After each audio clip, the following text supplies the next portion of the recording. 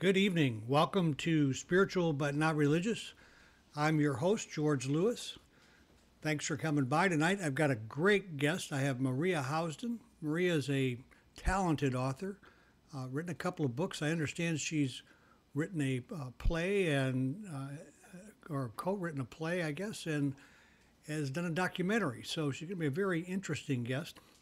Let me give a little idea about what Spiritual But Not Religious is all about. One of the things that happened for me was, as I grew up, I had a denomination that I belonged to, a Christian denomination. So when I was asked, what's your religion, I was able to check a box off. But as time went on, that all changed for me, and I hit a point where I really saw myself more as spiritual but not religious. I had, by that time, stopped going to churches. I had become aware that I didn't need an intermediary, someone to step in between me and God. I'd had actually a personal experience of God on an inner level, but yet, when I was asked what my religious belief was, there wasn't a box to check. The only thing there was other, and so hopefully one day we'll see spiritual but not religious as one of those boxes that we can check, because it's a huge movement. There's a huge number of people who feel similar to the way that I feel. So with that out of the way, let's see if Tom's got Maria. Tom Johnson's our producer here tonight. He's taken over all the duties, and I'm going to see if he's got Maria on. We'll bring Maria in. Is she on? Good evening, Maria. Hello, George. Thank you so much for having me. Well, it's my pleasure. Believe me. I'm a little sad that we're not able to have you up on video. Maria's, believe it or not, Maria's got a Mac and we've got a PC. We had the Mac PC battle going on here,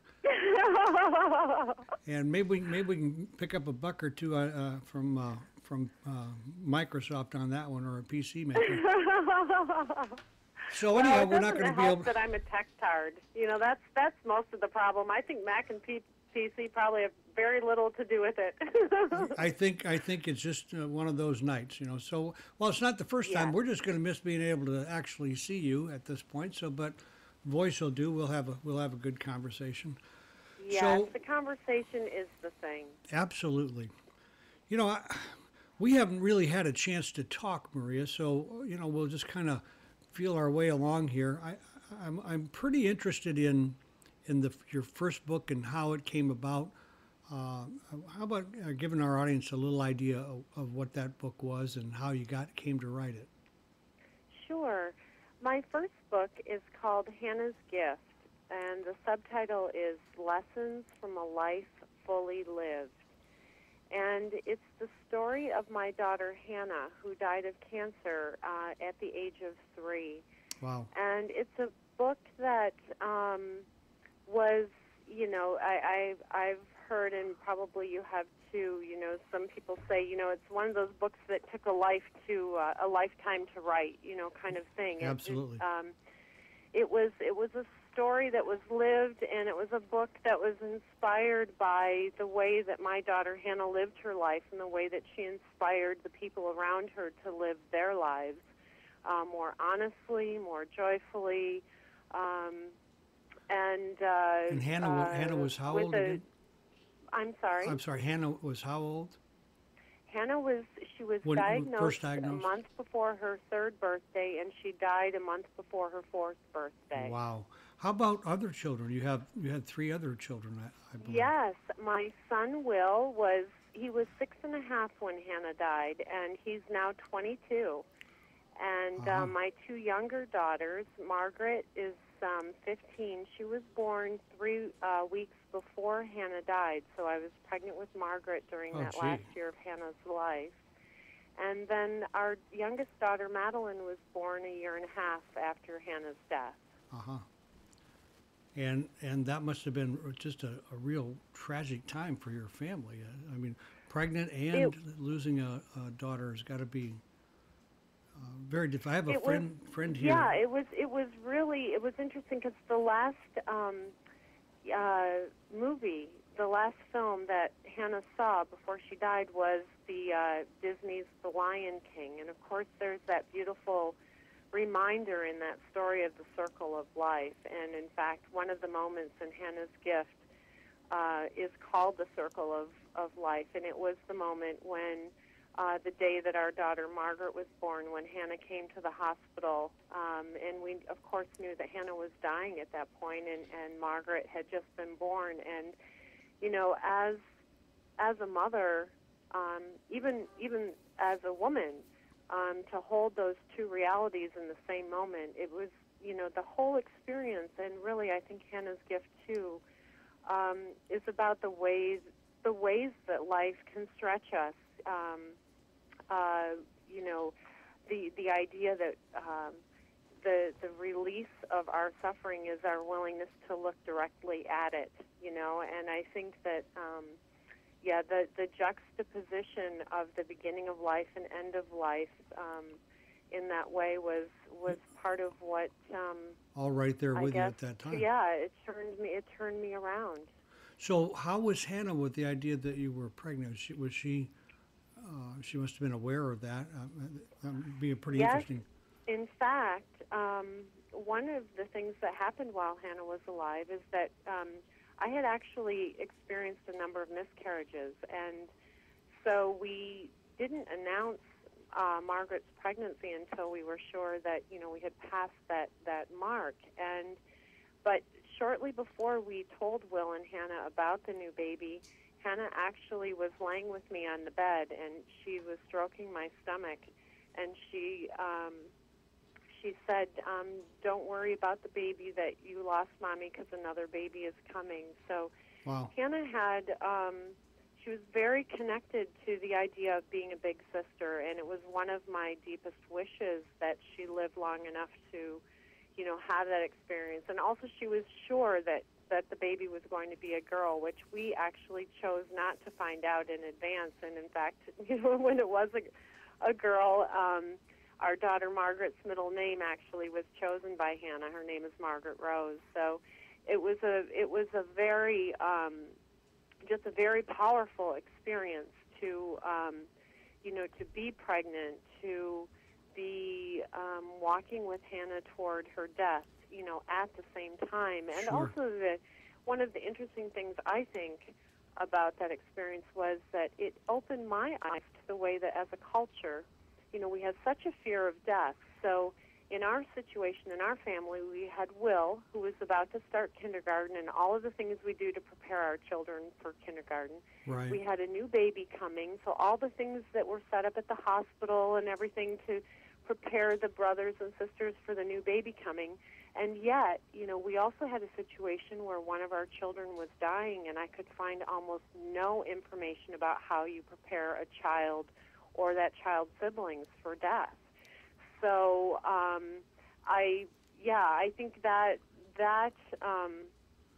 aspect alone for me was a kind of wake up to, okay, you know, as a mother, I had to really trust my intuition in terms of talking about death with my children, in terms of figuring out how you prepare a child that's going to die for the unknown. Right. Of course, if you're really in touch with your intuition, you're probably going to get the best information you're going to be able to get anyhow. Because, well, like you say, I would like to think so. I think, you know, one of the most interesting questions we can always ask ourselves is, you know, to check our motivation. And I think, you know, there have been times in my life where my sense of this direction rather than that direction has you know, I have felt has certainly led me into new possibilities that I wouldn't have considered otherwise. At the same time, I'm also, I think, part of what is at least true for me is I also have a skeptic, which I think is a useful part of, you know, my process where I think it's been, you know, it's well, I think the skeptic it's not always the obvious answer. No, it's not. And I think the skeptic is good. The battle for me with intuition, I don't know if battle is the right word, but it's about knowing whether the voice I'm hearing is my head or my intuition. You know, Yeah. Well, that's why I think the checking your motivation is about, hugely important. Who is this serving? Like, Right. ultimately, I think our ego has a place, and it's in service to the something greater. Right. But our egos are tricky. Well, yeah, they want to be in So service. my ego sometimes likes to pose as intuition and isn't always. Absolutely, and it's in service only to itself. Mm-hmm. And that's for sure. Well, you know what I found, Maria, is that as I did a lot of inner work and a lot of self inventory kind of thing, and what I found was that when it comes to motivation, it's really key, and really essential to know what my motives are. But what I found is that I actually have two motives in everything. I've got that altruistic motive, or that good one that I want you to see about me, that I want to think about me. But at a Yes. lower level, boy, I'm almost always in there with that self-centered motive. And it's Well, like, I think that's part of our survival instinct, and that's where the yeah, being humanness, comes into play for all of us. I think, that sense of the ego or the self, which is necessarily self-serving because it must survive in order to live. well, I'm convinced that we were created self-centered. Yes. Yeah, absolutely. I had nothing to do with that. Now, what I do have to do with it is that self-centeredness going to be directed towards selfishness. Yes. That's the Yes. key, for me. Yes. Yes, and that's such an important distinction because, another part of my story, which is often interesting to people, is that when Claude and I, the father of my children, and I divorced after Hannah's death, we chose to set up our custody in the reverse of what people usually do. In other words, I was the parent that moved out of the family home, and Claude stayed in the home and has been the primary caregiver. Was that a mutual decision, or was one or the other? Yes, it was a mutual decision. Claude was the first to suggest it, and actually, when he first suggested it, I really freaked out. And I called my lawyer, I called my sister. I said, "He's going to try to take my kids away from me." I thought I had a kind of a gut level, without thinking reaction to it. And then the more we started talking about it, the more sense it made to me. And until finally, one night in the middle of the night, I woke up out of a sound sleep, and I realized the thing that I was afraid of was what other people would think. Boy, that's huge in our life, isn't it? It was huge for me. And as soon as I got that, I realized, oh, for goodness sake, after everything we've been through, the one thing I know is it doesn't matter what other people think. If this is the right thing for our children and our family, then that's what we're going to do. And so, we made the decision to kind of step outside the box in that way. And I've often been asked, or even I would say to at times accused of having made a selfish decision in being the parent that moved out. But in fact, I have experienced it more as a self-serving decision that has also empowered my children to be honoring of themselves as well. So that distinction about whether it's selfish or whether it's self-serving, I think is a very important one. So what was Claude's motivation for suggesting that? Did he talk to you about that? Yes. There were a number of factors for us. One was kind of a poignant one, was that our family had been a much more traditional conservative, we had a much more traditional conservative approach to our family and our child rearing. So I had been a stay-at-home mother for 11 years, and Claude had been the going-to-work parent. And one of the things he realized when we were divorcing is that he felt he had missed an intimacy with our children that he always had expected to have at some point in the future. And his fear was that if the children, lived with me, or if we moved out or away, that it would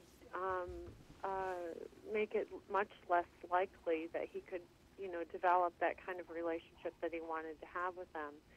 But there were also very practical reasons. I mean, one of the things that Claude and I both wanted was for me to write this book that became Hannah's Gift. And at the time, I had graduated, years before and worked as a financial analyst before our children were born, but I'd been out of the workforce for 11 years. So the practical reality of whether or not I could get a job, write a book, be a primary single parent, it just started to seem, quite overwhelming. So I think in our case, Claude was the more stable, kind of disciplined. He was the parent who had everything that a parent needed to provide that stable home for our children at a time when everything else in their life was in turmoil. So there was some talk about him being emotionally abusive at that time, if I recall something that I read. Yes, that was definitely was that a just with factor. you, or was that with the children, or how did that play for him? Well, I would say that someone who struggles with, emotional, social, whatever abilities, those things are reflected across the board. I don't think you can pick and choose which relationships you have those problems in. Right. So, so it was a factor, I think, in my relationship with him more so than with our children at the time. But interestingly enough, I think it was also a reason why we ultimately decided to make the decision we made, because he wanted to be a better parent. He wanted to be a better man. He wanted a chance to develop a different kind of relationship with his children than he'd had with his own parents, and so I realized that, again, if the children lived primarily with me, the likelihood of them having and being able to work through a healthy relationship with their father was going to be less and less likely if they were going to be spending less time with him. So that aspect of it was really the biggest hurdle that I had to get over. And again, we go back to, I think, one of the places where you and I meet, George, which is when we ultimately are challenged to trust life, to trust the wisdom of life, and to know that, just as I learned with Hannah's death, as much as we love our children or love the other people in our life, it isn't always possible or even preferable for us to protect them from their life and their suffering, but rather to allow them to live the lives that they came to live, and to give them skillful means about how to deal with, difficult relationships, difficult situations. So that has by far been the biggest challenge, that we faced as a family and as parents of our children, that Claude and I both had to grow, out of the relationship that we had and into a different way of being parents and a different way of being in the world.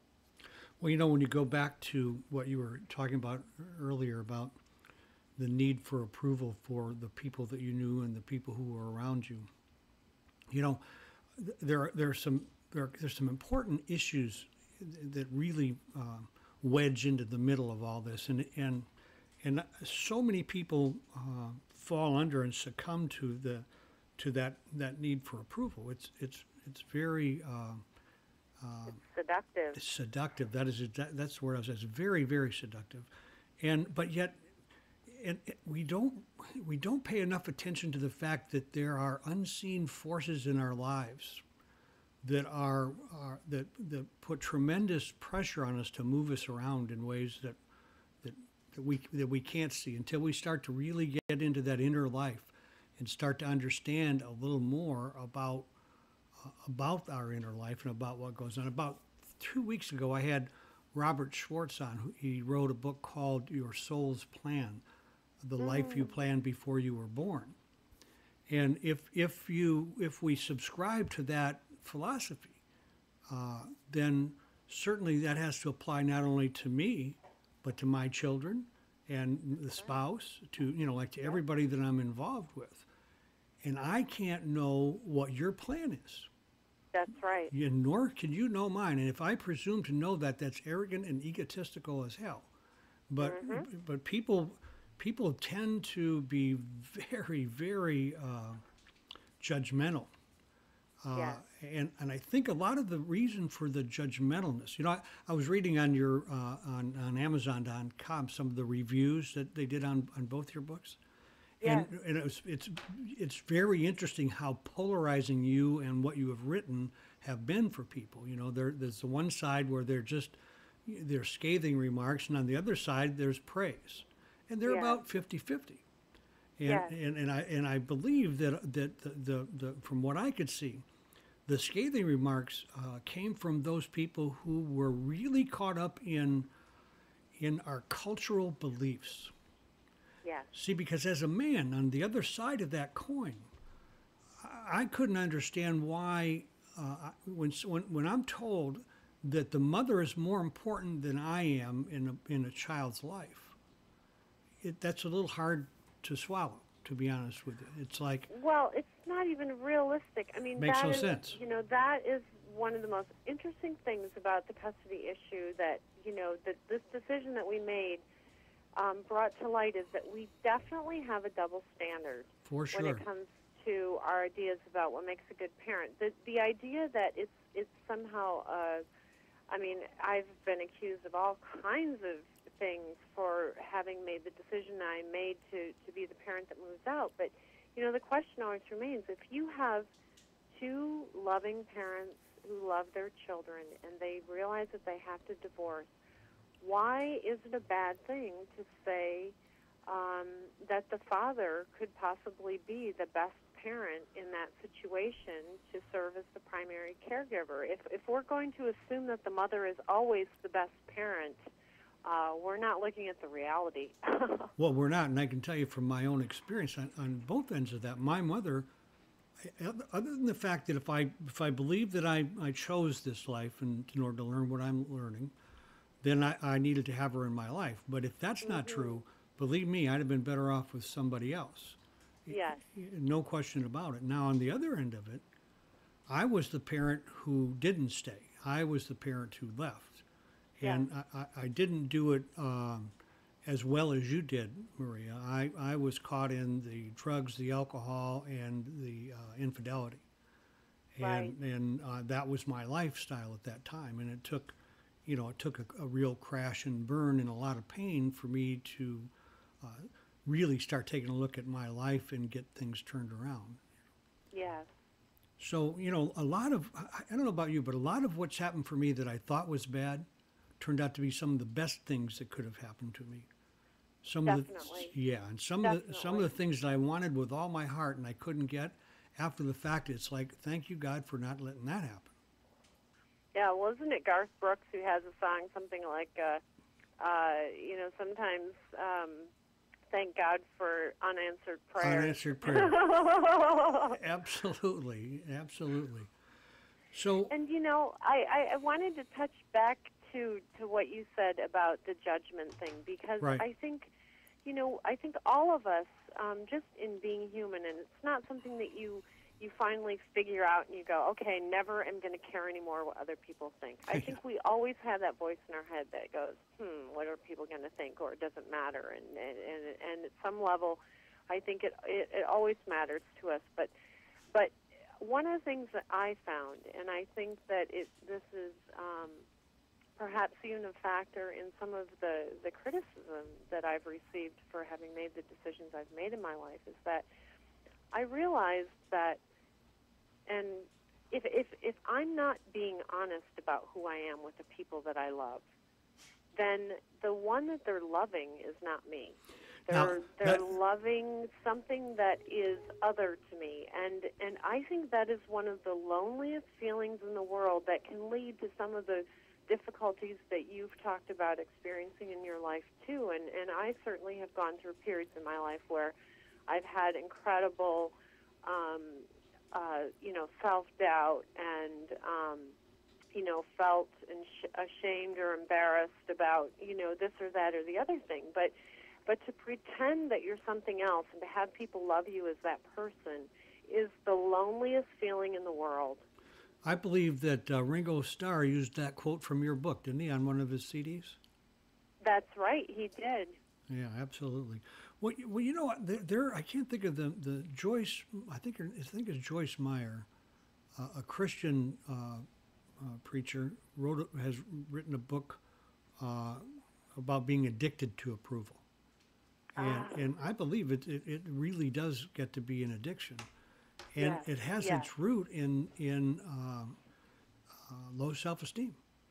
yes, We have no real esteem, and we just have nothing really solid to stand on, and that's why we need other people's input, like on a very needy kind of level, in order to be able to survive even. Well, and again, going back to the survival instinct, in order for us to survive, if we think about the earliest, humans on the earth, you depended on the other people in your group or community in order to survive. If you were rejected by them, you were more likely to, perish. So I think we have a kind of built-in mechanism that says you've got to make sure the people around you like you well enough to take care of you. Well, I'm sure we do. And that primitive brain that we brought into this life, that's all recorded in there. It's still right there with us.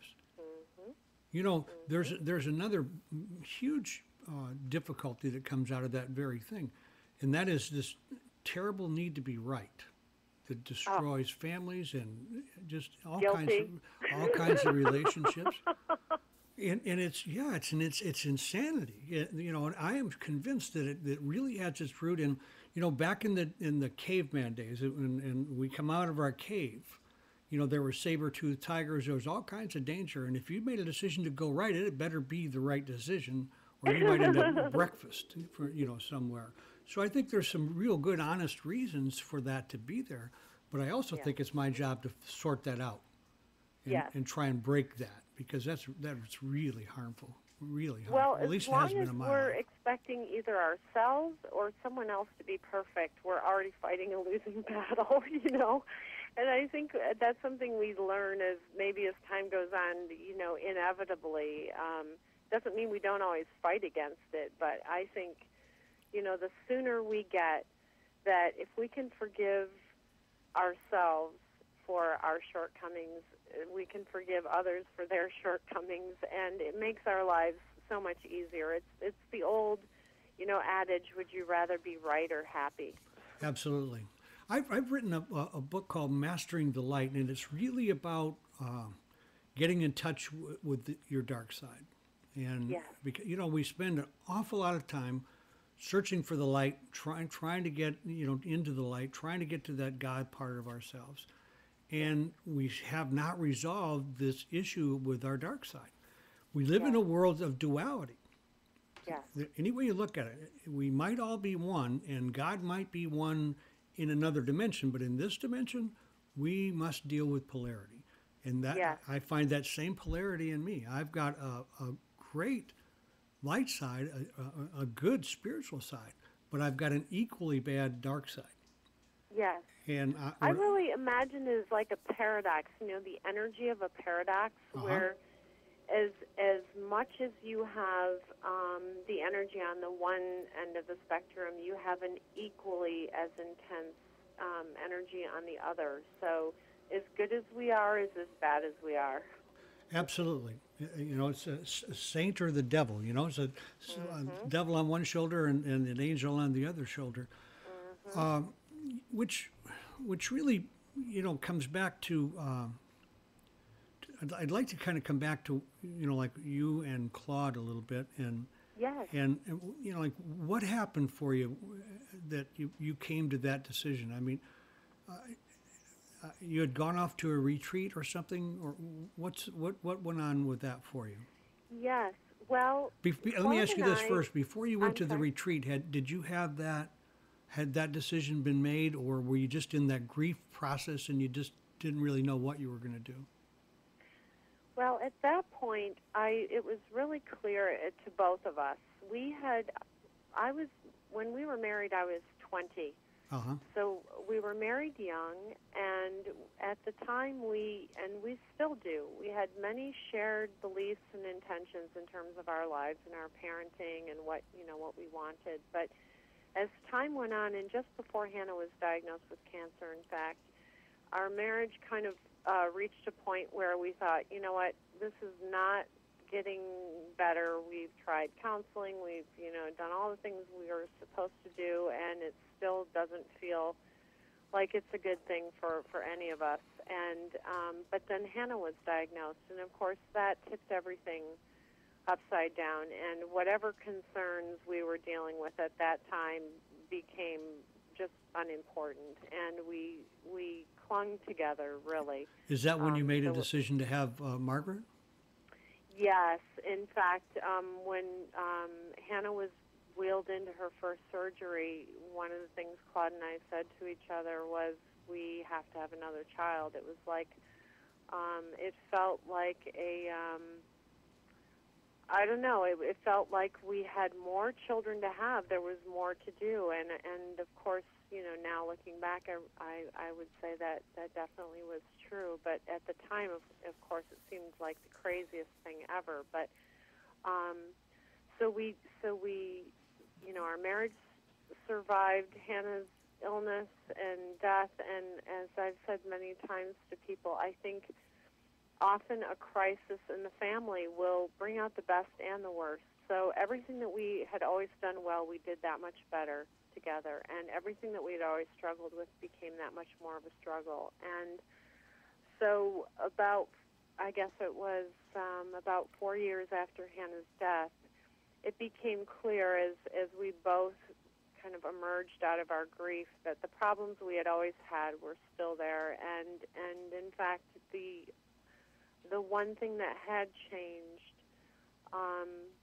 was that we both appreciated that life was short in a way that we hadn't appreciated it before. And so Right. if it wasn't working, we were both ready to do something else. So when I left for that retreat, it was really, I didn't know what was going to happen. I just knew that something had to change, and in order for me to know what that was going to be, I needed to have some time on my own, because of course I had been pregnant during Hannah's illness with Will, and then we had Margaret and Will, and then Madeline, and so I really had never had a period of time where I could be completely on my own, just with my thoughts in the wake of Hannah's death. And it was during that period of time, in fact, it was a single incident, which is, I guess, the way it often happens with us, but the straw that broke the camel's back story, where on my way to the retreat center, Claude had given me a call, and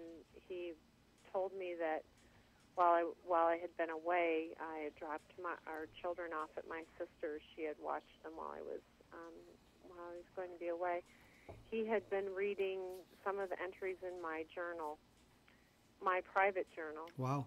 And it was one of those moments, and he was asking me questions, like, what did you mean by this and things. And it was one of those moments of clarity where I realized that any other time in my life I would have felt so violated or angry, or, I could think of a lot of emotions that would have felt appropriate in the situation. But the thing that I felt is I felt this huge sense of, like, compassion for him and for me, and just this relief, I knew that it was done.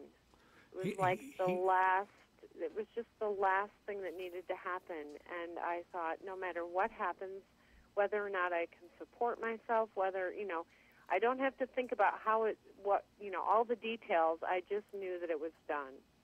I ended up spending that, period of time. It was 10 days on my own. Had he read? I actually met my second husband while I was there too, which is another story altogether. But it was a pivotal moment in my life where, again, like you were saying, sometimes the worst thing that happens can be the best thing that happens. It woke me up, and there was nothing else to do. It was just moving forward from that point on. Had Claude read some things that you had wanted to say to him but hadn't been able to say to him? I don't even remember anymore exactly what the passages were, but I do recall that they had to do not so much with him specifically, but more to do with just my sense of dissatisfaction in my life. I really felt for many years that it was the way I've described it. It felt like there was another life, another part of myself that was living just below the surface of my skin. And it included all of these things, like I wanted to write a book about Hannah's life and death. I knew that, at some point I wanted to travel the world. I wanted to dress differently. I wanted to, all these different things that lived in me as a kind of a possibility that maybe one day, where you have that feeling, maybe one day I'm going to do that. I don't know how that's going to happen. It seems completely crazy in the life I'm living now, but it was that feeling, like there was a sense of restlessness, like there's something else I need to be doing. There's something more. There's something else, and I don't know what it is. Well, you talked early on about how life stretches us. And I think that's exactly what happens when we're supposed to, and I think we really hit these, or at least in my life, I've hit these points where it was like I had to break through that eggshell and be born again as something totally different. Yes. And that's exactly what's happened for me. I was this, and now I'm this. And it, there was some time there, but it happened, and there's just no denying it. And had I denied it, I think, a lot of people, Maria, who deny this end up in depression. They end up on drugs. They end up at the psychiatrist, or they end up committing suicide. Because our culture says, hey, you can't do that. Yes. You can't make that drastic kind of a transition. And also, I think, too, and I wonder if you experienced this, George, but I definitely have, because like you, I have lived different chapters of my life, and Absolutely. Each chapter has been unique in its own way. And I have found at times that, and this gets back to why it is that we have this need for everyone around us to be the same, or we want to fit in, or we want things to be predictable in this kind of unpredictable life that we're all living.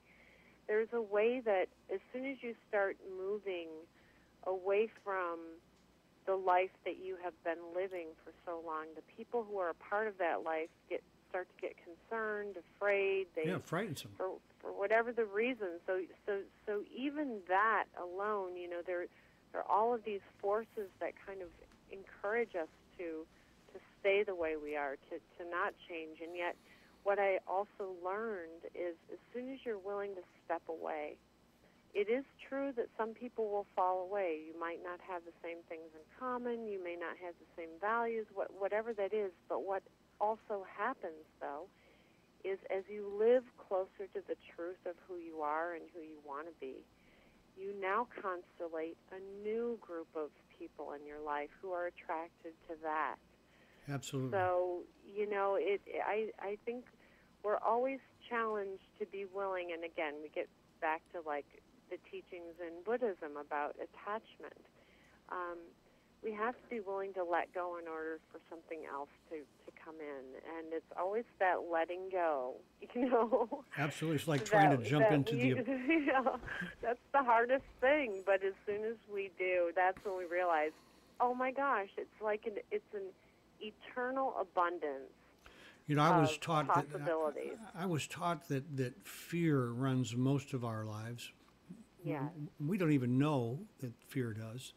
And if you break it all down, it's been if I look back on my life, I've had a lot of fear in my life, but I can't think of more than one time where my life was threatened, and that's what caused me fear. Right. But at the root of all of my fears was just two very simple things, and they were very self-centered things. And one is I'm afraid that I'm not going to get what I want, and the other fear is that I'm going to lose what I have. Yes. And I believe until we start really understanding those within ourselves, they're going to direct our life. Yes. Well, and I've heard too, and again, I would be, and this might be, for another longer conversation, and we might even need some time to think about it, but I would love to think too about how those fears are connected to the fears that I have certainly identified in my life. One of them is the fear of not being loved, which gets back to, why we are so compelled to fit in and Absolutely. to want to, the approval. But that fear of not being loved, and so therefore being alone or abandoned, but ultimately I think there's that fear of death, the fear of ending, that like the worst thing that could happen. And I think that in my case, when Hannah died, that single event in my life is, I think, if there was one thing that happened, that was the thing that allowed me to look at my life and say, okay, what do I think I'm afraid of? Right. Ultimately, the biggest fear that I have is that it'll kill me. If I'm not loved enough, it'll kill me. If I'm not, if I don't have everything I need, whatever that is. The point is, Hannah has already done it. Whatever happens when we die, Hannah has already done that, even if nothing happens. So in fact, for months, even years after Hannah's death, I wanted to die. I'm so sure. Once that fear of dying was removed from my life, all kinds of other things fell away. Everything changes at that point, doesn't it? Yeah. Maria, when I looked at that fear of death, and I think you really must come to a point in your life where you look it straight in the eye and really look at it. And that means you're going to have to look into the darkness, and we don't want to do that. We want to look at the light. But what I found was that I really wasn't afraid of death, because either there was life after death, or I was going to be like I was asleep, and I like to sleep, so there's any big problem. What I found I was really afraid of, Maria, was I was afraid of the moments before death and the pain that might be involved. That's what I was afraid of. It wasn't death at all. Yes. It's like I in 2004, I was diagnosed with cancer, and early on, I wasn't supposed to survive, and then I was supposed to have a colostomy, and I mean, obviously it didn't play out that way, but faced with death. Unless I'm talking to heaven right now. Pardon? I said, unless I'm talking to heaven right now, if you're speaking to me from heaven. Oh, exactly. And it's not heaven where I'm at, believe me. It's quite nice, but it's not. Save me a seat. Yeah, I will. Amazingly enough, you know what? The thing that I thought, and it wasn't, and I've spent a lot of years working on my spiritual life, and here I am faced with death, and I didn't think anything spiritual. What I thought was, God, I should have eaten more ice cream and had more sex. Yeah. I mean, it's that basic for me. Yes. And I watched Fierce Grace. Did you watch, have you seen that? It's a documentary about Ram Dass. I have. In fact, that was the first thing I thought of when you said that. When he said, when he had that experience, that brush with death, and after all of his spiritual teachings, all of the things that he studied, his first thought was something like, "Shit, I'm dead." It was nothing spiritual, is what he said. I didn't think the first thing spiritual.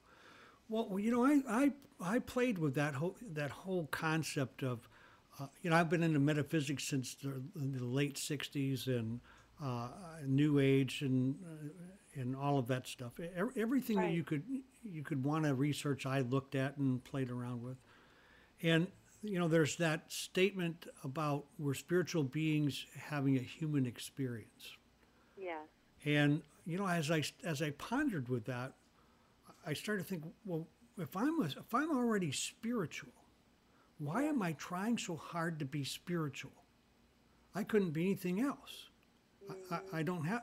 My job, as I've come to understand it, and it's the most spiritual thing I can do, I'm quite sure at this point, is to become the best human being that I can become, to become Yes. everything that I'm capable of becoming. And that Yes. means I've got to be able to set some of this fear aside and walk through it. I've got to Yes. stretch and move into a whole new being. Yes. And I'm in the middle of doing that now. This radio show is very much a part of that whole process for me. And George, I want to congratulate you on that because we became Facebook friends. I don't know how long ago, but I know it was before you had this show. Yep. And I just think I want to congratulate you on that because it's an idea that I'm sure many people have had, but few actually do it. And I can hear how how everything you have learned has become an expression of that through what you're doing with your life now. It's so commendable. I really admire that. Oh, thank you. Well, I think, Maria, if we don't really look for that destiny, that personal destiny that we have, and at least move toward it, I think our life is going to be pretty poor for us. I don't think we can know the fullness, the richness. I tell you what, I'm at a place in life now where even on a bad day, there's a part of me knows that life is sweet. Yes. It's sweet, even on a bad day. And about the destiny thing, I think that's a very important point because one of the things I struggled with all those years before I divorced and before I wrote Hannah's Gift and before my life, became all of the things that it is now is I wasn't really sure what my destiny was. I had intimations. I had a sense of things that I wanted to do or that I would like to do but I wasn't. I mean, I really came into the world, and for years, and even now, I still believe that my most important, best offering to the world is the children that I've brought into the world. And so that was always, once I had my children, it was like, okay, so now I've done that. So what is the rest of my life supposed to be about? And I think a lot of people have that question. And yes. what I feel about that is, we can't always know exactly what our destiny is, but we certainly do recognize the feeling when we are living closer to what is true for us. And I think if we simply, get up every day and have the intention that I'm going to live as close to my highest potential as possible in every moment that I can do that today. And if we're willing and able to do that, then our destiny reveals itself. Absolutely. And so we don't have to figure it out in advance and say, okay, I'm walking in this direction. No, it's that we just live every day in our humanness to the best of our ability, and then our life unfolds in front of us. Yeah, I think that's absolutely true. As a matter of fact, if I just do the next thing that's right in front of my nose and do it to the best of my ability, I will eventually walk right into my destiny. That's exactly right. I think that's exactly it. Yeah, no question about that. Listen, this hour is going to go by too fast, I can see. I want to talk a bit about Roger Housden. Yes. And tell us a little bit. I know you met him at the retreat, and then I believe you ended up, you married each other. And I'd like to know some of what his philosophy of life, from what I can see about Roger, he's a very persuasive, powerful man. And yes. I'm curious about what that persuasion, what effect it had on your life and some of the decisions that you've made. Oh my gosh, Roger has been such a gift in my life. He really, first of all, one of the things I would say about Roger is he has just an unapologetic way of moving forward in his life. He is, and he holds that with that deep intention of wanting to be that living into your highest potential. I feel that Roger was really like an angel that held the door open for me and said, okay, now that you want to see the world, here's your chance to do that. And so it was while we were together that I started writing Hannah's Gift. And because he is also a writer, he's a very prolific he has writer. what, He's 15, 17 books, something like that, hasn't he? Yeah, I think he might even be more than that at this point. But he was very supportive of me, during the in the writing process, as well as just kind of giving me a taste of some of the options that I have in the world that I wasn't aware of. And I will always be grateful to the things that we've shared and the fact that we've remained friends and just really, we ended up divorcing. He was 18 years older than me, and he's English. Really, we just came to a point in our lives where it became clear that he needed to live in California and pursue the things, that his destiny was calling to him in that direction, and mine was here with my children. And so we parted, with that kind of bittersweetness of, realizing that everything that we had done together was important to both of us, and it also included, being able to let go and move on. So I think Roger has definitely brought something beautiful into the world with his. He has a series of books called, they're all 10 poems. Right. His love is poetry, and he loves. He really, I think, informed my writing style too in the poetry that he exposed me to. The kind of the spare, precise way that poetry names something ineffable. Yes, and also that, the lyrical, that skill is, and also the lyrical that was aspect something of I it. learned from my time with him. So when you split with Roger, by that time, what, 7, 8 years you were together? Yes, we met in 1998, and while I would say we are still together in that we had lunch in New York not long ago, and we do touch in and keep up with each other's lives. But we divorced in 2000. I guess it was 2006, so that was about 8 years. Right. Well, it's kind of an amazing cultural thing with us that, that you're not supposed to have a relationship with someone that you've been married and you're divorced from. But sometimes I think that if you can cultivate that kind of friendship is, you can't find it any other way. Oh, yeah, and honestly, even though, Claude and I endured many years after our divorce where, it was not easy for him especially, I think more so than me, but... That's often the case with men and women. Yeah, well, possibly that could be it, but that was one of the things I learned from Claude and from the difficulty that we had is that if we're willing to keep our heart open, it's that we're always then open to the possibility that we can find a common ground, and we can celebrate the things we did well together, and we can celebrate the new good things happening in each other's lives. And I think in many relationships, post-divorce, there is the possibility that you are now in a situation where you're relieved of a lot of the things that created difficulty in your relationship. You don't have to be on the same page in as many ways as you do when you're living together, for example. But at the same time, you have an opportunity then to really savor and enjoy and appreciate the things that brought you together in the first place.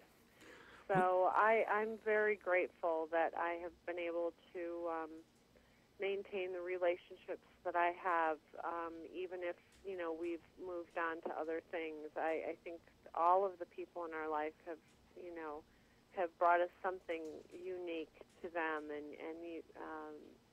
wake something unique in us. So, Well, you know what I've yeah, found too, Maria, is I love that. there's a deeper aspect in this for me also, and that is that if I can't resolve the issues, the energy, the angst, the whatever is there in a relationship breakup, then I can't move forward with all of me. There's a piece of me going to be left right there with that angst, with that difficulty. That's right, or we'll repeat it. I mean, I certainly Absolutely. have seen that in my relationships. Even as much as I've tried to be conscious in my relationships, I've realized that it's kind of like a spiral staircase. You keep coming around to the same issue again and again, maybe from a different perspective, but until you actually are willing to, and usually, I mean, honestly, we get back to the, embracing the dark parts of ourselves too. I think that most often I found that the things that bother me most about someone else are the unacknowledged things about myself that I'm either trying to suppress or deny, or it's like this thing of, well, I'm working really hard to behave. Why aren't you? Well, yeah. Not only that, I'm trying to hide those things fiercely, and if you're doing them where somebody else can see them, they might see it in me too, and I don't want that to happen. That's right. So stop so it. Annoying. Don't be doing that. Well, there's you were talking about the the need to. You know what? We got talking on your last statement there, and I completely lost it. So we'll just leave that one alone. No worries. Happens to me all the time. Yeah, well, age, I think, is starting to kind of try and creep up. We have about 3 or 4 minutes left here, Marie, and I don't want to leave without a couple of things. One, I want to tell you how much I've enjoyed this conversation. You and I have so many different things in common that that I find it very interesting. That I feel like I know you without Yes. without having known you. And it's Yes. just that's there for me. And the other thing is, I'd like you, if there's anything you would like to say to our audience before you leave, something that you want to leave them with, either something you need to say or something that might be beneficial for them. I don't want to go without you having that opportunity. Oh, thank you. Well, I imagine when I think about the people who would be listening in, I think about people who, first of all, have an appreciation for the mystery. Whether we can ever understand it or not isn't even the point. The fact that, we all have this seeking curiosity and also this sense of connection to life and to others that, that we want to know more about. So I think the fact that people are listening and into conversations like this says a lot about who they are. And then really Absolutely. just touching on something that we've talked about with our destinies. I think that a lot of us who might consider ourselves seekers, can sometimes feel lost or other to the people in our lives because we're trying to live our lives in a different way. And so for just all of us to know that we're not alone, Absolutely. and really it does come down to, I do believe it comes down to just really living this moment right now. As cliche as that might sound now after all of the things that have been said about this moment, but it's the it heart really of spirituality. is from moment to moment, Yeah. living into your highest potential and forgiving yourself when you're not able to do that. That's where we're all human together. Well, you said something about being a seeker, which was a pretty interesting aspect of my life. I was a seeker for a good deal of my life. I prided myself in the fact that I was a seeker. And one day it occurred to me, if I kept affirming that I was a seeker, then that was where my intentions were, and I was going to continue looking. And I thought, well, I'm going to move from being a seeker to becoming a finder. I love that. And, that reminds me, a very good friend of mine said to me recently, he said, I noticed that you rarely make a declarative statement like you'll say, I intend to do that, I hope to do that. And that really came out of my experience with Hannah's death, where I realized that life is full of surprises and you never know, and God willing and all those things. But there is something very powerful in making a declarative statement. And like you said, shifting the perspective from I'm always looking for something to I'm always finding something. Absolutely. That's great. It's I right love there it. to be found. Maria, we'll have to have a replay of this. Not a replay. We'll have to I get would back love together. it. Let's have a continuation of the conversation. And speaking of seeking and finding, thank you for finding me. And that's mutual. And in the meantime, we'll have to communicate, and we'll see if we can't mull over what you were talking about earlier, and we'll bring that on another show. Groovy. I can't wait. Thanks again, Maria. You have a good night. You're welcome, George. Thank you so much. You betcha. Bye-bye. Bye. Well, thank you very much for showing up tonight. I hope you had a good time. I hope that you got as much out of this conversation with Maria as I did. The thing that I know about Maria is that she is authentic, and she's been willing to stand with her with being authentic when there was a lot of heat coming from the naysayers, and she stood her ground, and she's moved forward and living her life. Matter of fact, I think she's living the life that many people only dream of. So be sure and come back next week. Listen, next week we've got a great program.